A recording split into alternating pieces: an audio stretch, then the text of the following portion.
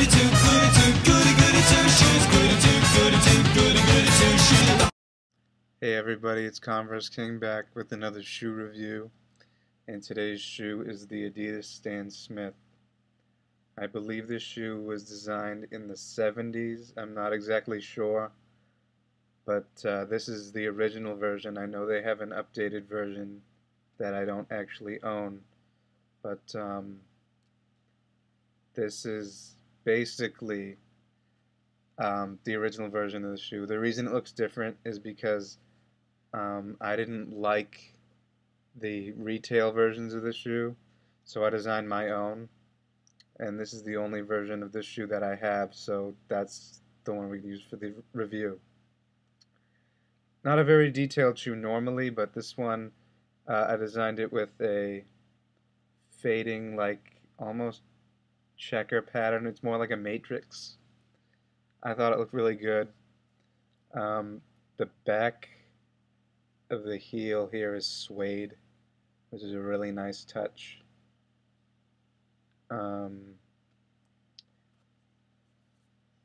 There, instead of the stripes, the shoe, all Stan Smiths have, you can't really see, but they have holes instead of the three stripes of Adidas. And I think it works better on this shoe because it's already such a simple look that it doesn't need any extra things added to it to change what makes the shoe look good, if that makes sense. I think the stripes would make it look worse. The shoe stands well enough on its own. There's really not a whole lot of detail to speak of, but when you design the shoe on myadidas.com, you have the option of putting one of these medallions in the laces, and I decided to put a medallion in because I thought it looked good, and I still think that. Why should you buy this shoe as opposed to the Superstar? In my opinion, this shoe is better than the Superstar, and you're probably wondering why. It's basically because of the sole. I don't have a Superstar right now in my room to show you, but the sole on the Superstar traps mud really easily, and I don't like that, and it's always been a problem, and I've had different pairs of Superstars throughout the year. I mean, throughout my life, and they get mud in them, and you can't get it out. It'll dry in there. Even when it's wet, you can't get it out. So basically the shoe will be ruined by walking in the forest after a rain. So to prevent that, if you really do love Superstars, get some hiking boots and don't hike in your Superstars. But I like this shoe better because it doesn't have the zigzag pattern on the bottom. Instead, it has a bunch of these little circles, and they are at different depths in the sole, which I think is probably better for traction. I haven't worn these too much in the rain yet, but it's a very comfortable shoe. Anyone who's familiar with Adidas shoes knows they make some of the most comfortable shoes around, probably even better than Nike. In fact, I would say they are better than Nike's.